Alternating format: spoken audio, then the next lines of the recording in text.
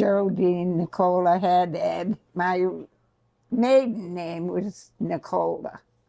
I'll be 91 in October. From the Penobscot tribe. Yeah. Great. And I was born and raised here on Indian Island. In fact, in that house right across the street. I have 8 brothers and sisters. I'm one of them to make it 9. My parents was Hattie Shea and Horace Nicola, who are both deceased now.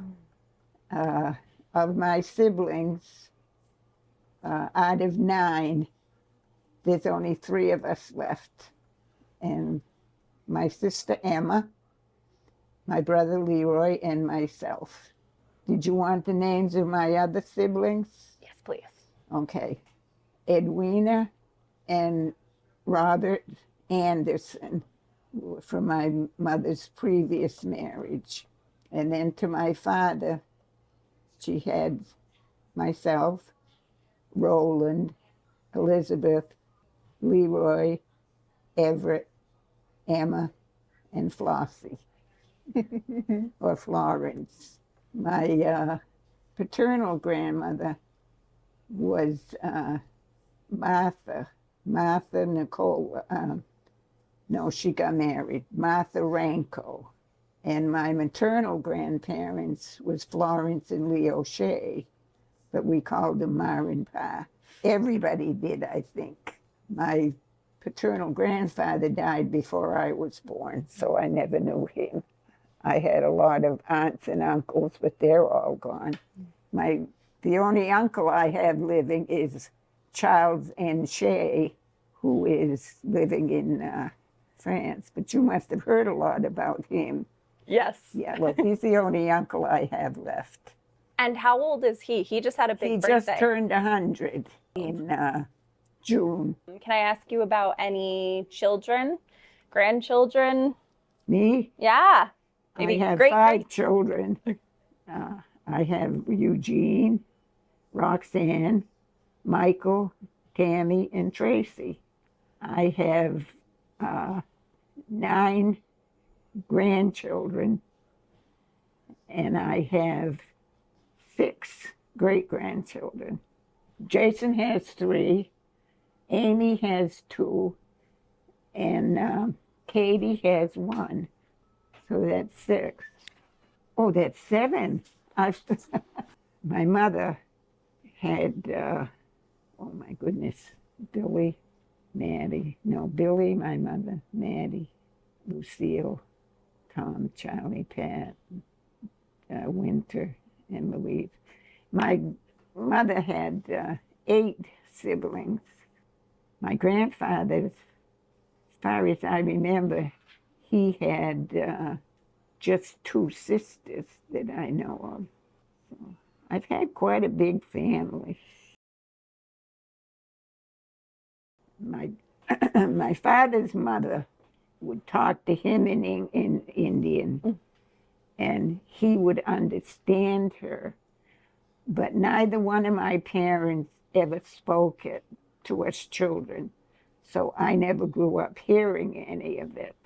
And as far as I know, my other grandparents didn't speak Indian either to their children. Yeah. The older people all spoke Indian back in those days. Mm-hmm. But I think probably it might have started with my mother's generation. I don't know when they stopped speaking Indian all the time. But I could never understand why my father always understood it, but never spoke it. Yes, I went to, right up here on the top of the hill, there was a school, Indian school. And I went to school here until I was in the 5th grade. But back in that time, there was only a Catholic priest on the reservation, and it was them that ran the school. There were nuns that were all teachers. And at that time, I think everybody was considered Catholic. But then they had a falling out with the church and decided to get a Baptist minister to come to the reservation. And there's a Baptist church up here. You go by it all the time. And it was my grandmother, Florence, and her sister, Lucy, and my grandfather's sister, Pauline, and Pauline Shea, and Violet Shea. From what I remember, those four got together and approached the Baptist Association and had a Baptist minister come here. So then they remodeled that. There used to be an old hall. I don't know if the people that that got the minister here, if they owned the building or if the tribe did, I don't know. But they built the Baptist church there. Anyway, the reason that we got a Baptist minister was that we all went to church on Sunday morning, and when they passed around the plate or whatever they call it, it was a basket then, and it had a long handle on it, so they passed it around like that. And when it came to my grandparents, all she had was pennies, and she was going to put them in the box, and whoever pulled the box away, and her pennies went all over the floor. And that never left my mind. Yeah, influenced me all my life. And that was the reason that they decided that they didn't want us in the church anymore. None of us children were baptized in the church because my father married a divorced woman. And my father was born Catholic. They wouldn't even let us have his funeral because I felt, since I was his oldest, I felt that the least we could do for him was have him, buried from the Catholic Church. But they wouldn't let us have it there. So we had it at the Baptist Church up here. I really shouldn't talk about religion like that, but the Catholic religion hasn't been very good to us. So because it was my family that brought the minister here, the priest wouldn't let the Protestant kids go to school here anymore because it was a Catholic school. So we had to start going to school in Old Town. So you had to catch the ferry every day? Yeah. And then during the winter, we walked across the ice. We were some of the lucky ones because when the ice was first forming, we couldn't go. So we had time off from school. and then in the springtime, when it was running, we couldn't go again. So we had that time off from school. We had, people never were put in funeral homes. They were always waked in the house, and they were buried here on the island. They had their own carriage for the funeral, what do you call it? Procession, funeral procession. They had their own carriage. In fact, the building used to be up here, right next to the school. I lived here until I think I was 13, and I went to, we were sent to a boarding school for underprivileged children, and it's called Goodwill in Hinckley, Maine. Well, that's where I went. They sent us there, myself and my brother Roland, and then my 3 cousins from my Aunt Lucille. Her 3 children went there, and I don't know anyone else from here that went there, but I know there were several that did. It was, we called it a farm. Now, I don't know what they call it now, but on down street was like the girls' end of it. And then like up in Oak Hill would be the boys' section of it. You didn't mingle with the boys until you were in high school. They kept the kids separated, boys and girls, until they were in high school. And then they went to school together. Each section had their own school. We lived, it was like a dormitory type living. And we had the dormitories were according to age. So my two cousins, the girls, and I were in one cottage together. I don't think my cousin Paul was in the same one as my brother Roland, but he might have been. I can't remember. It made no difference there whether you were Jewish or white or Indian or anything. Everybody was treated the same. I know the boys' farm, they had a dairy place there. I think they also had grew vegetables there. The girls' farm didn't do much like that, but the boys' farm did. They did a lot.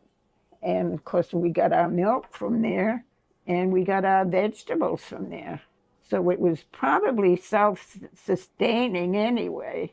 But I really did enjoy going there. And I was there until I think I was almost 17 when I left. I didn't graduate from high school there. I was a junior in high school when I came home. When I left there, and I tried to go to school here in Old Town, but it was towards the end of the year, and it was very difficult for me to make that transition from one learning to the other. So I left school then. The following year, my older sister, Edwina, I went to live with her in Massachusetts, and I went back to school again. But because I changed my course, I had to go do the junior year over again. And I didn't finish that year either. Yeah, I did. I went through the whole junior year, and I never went back for my senior year. But years later, in Connecticut, they had a program called AID for Indians down there. And it was, I think their office was in Meriden, Connecticut. And through them, I got my GED. So I finally got a diploma from high school. I took a few courses in, what would you call it? Clerical, I guess you call it, because it's typing and bookkeeping and all that. I took some courses in that, but I never finished any years there. What are things that you have seen change in your lifetime? Oh, my goodness. Well, for one thing, I've seen that the island just built up the way it is. When I was a child, just about where the boat landing was the end of it. And I don't know if you've ever gone up Oak Hill this way. Do you know Edwina Mitchell? All right. Well, right around her house was the end of Oak Hill. Everything else up above was all woods. And when we were kids, we could go picking blueberries, and never got lost, but it was all woods. We had a favorite spring that we would go to get water while we were in the woods. And we picked blueberries, and I think we picked raspberries. I can't remember. We ate choke cherries. We ate crab apples. We always get sick on the crab apples. I enjoyed my life when I was a kid here. We didn't know anything else. You know, we'd never been, we did at that time, when I was young, we never went to school off here, so our whole life was right here. But I think kids always had a lot of fun here. I don't think they do today because there's too much modernization. They stay on the phone all day doing this, and my father built us a toboggan, and we used to slide down this hill in the winter. But there was no traffic, no nothing. They did have a scow that I think once in a while, there were very few people who even owned a car back in those days anyway. But there was a scow that would take a car back and forth. But it was people like my Aunt Lou and Bruce. Lucy Poolaw was my great aunt. And I can't remember if Pauline Shea had a car or not, but I don't think so. But I know Lucy, and I can't remember if my grandparents had a car. But there was a scow if they wanted to bring one over, I guess. I don't even remember. I know that a lot of the girls, when they had powwows, a lot of the girls learned how to Indian dance. I never learned any of that. In fact, my sister Emma was quite a dancer. But that's the only ceremony thing I can remember, was that the girls learned how to Indian dance when they had powwows. Okay. But I never got into any of that stuff. My biggest wish was that everybody got along with each other. I think that there's too much greediness going on, and I think there's too much nepotism going on. And people that need a job and have the ability to do a job are being shut out because someone wants their brother or their cousin to have the job. That's my opinion. And I'd like to see, everybody just get along. There's too much backstabbing and too much fighting. And like I said, there's a lot of greediness going on. And I think when I was a child, and the older people that ran the island, everything just seemed to run smooth, and people liked each other. There was, I shouldn't say people liked each other, because I think this was, even when I was a child, the people up Oak Hill never liked to associate with the kids down street. But you see that in every community, But it was, we were all in the same boat. Nobody was ever affluent any more than the next one. We were all poor. We all had alcoholism in our families, but everybody was the same. And I think back in those days, we lived better, had a better life than we do today on the island. I think that part of it is changed really bad. Life was a lot simpler when we were young, without all this modernization that we have. A good example of that is the telephone. Now, my kids wanted me to have a cell phone.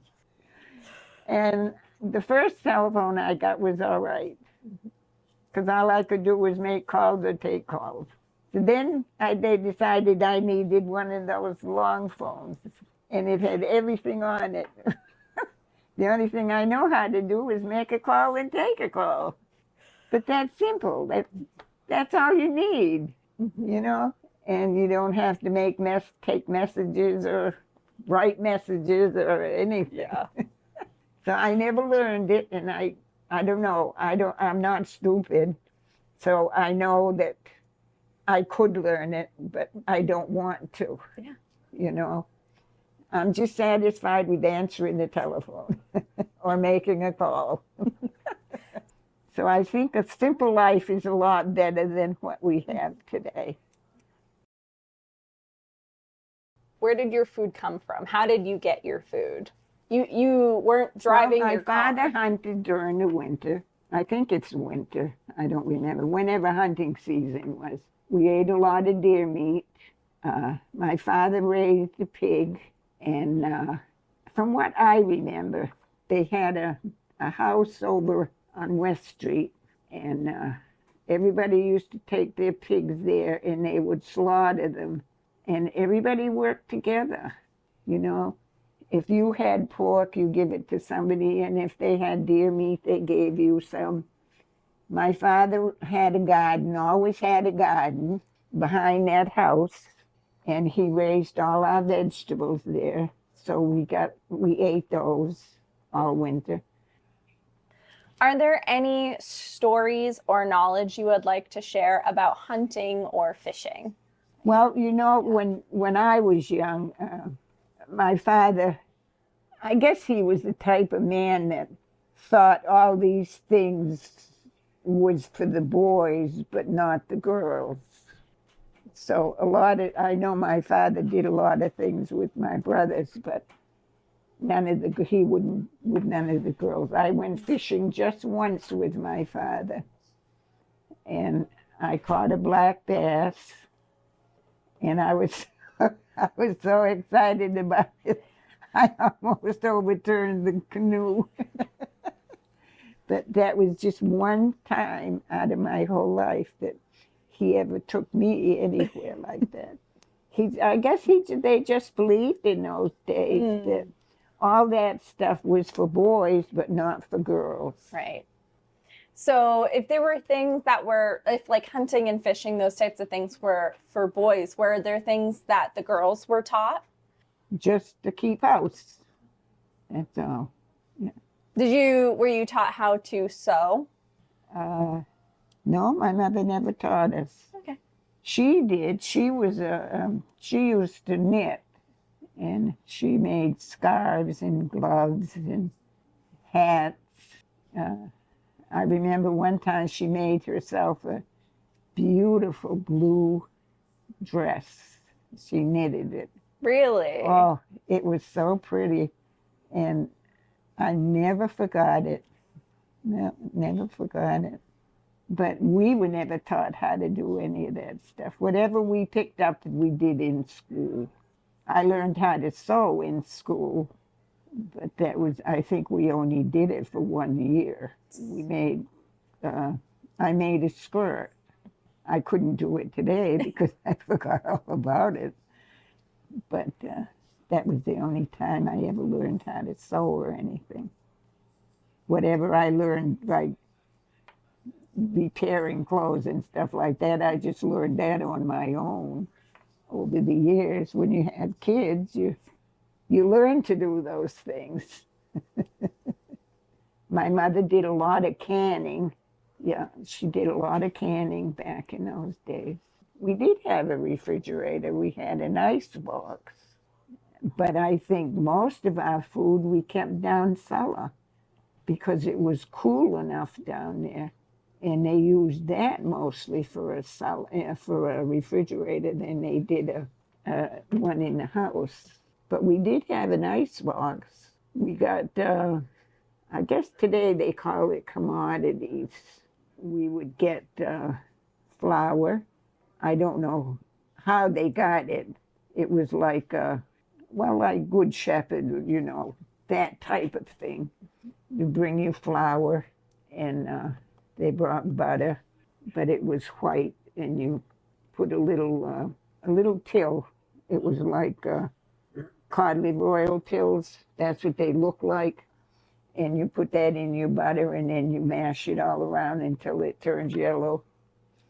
My mother did a lot of baking. She made her own bread. That's about it. But yeah, we lived off the land back in those days. And we never went hungry. I think I always had enough to eat. And we were one of the few families that had indoor plumbing. So we felt pretty blessed. We only had running cold water, but at least we had indoor plumbing. We had a bathroom in the house. I mean, we were one of the high mucky mucks, you know. Right. Well, thank you I so did much. enjoy growing up here when I was young. Like I said, everybody was in the same boat. Yep. You know. But today it's so different.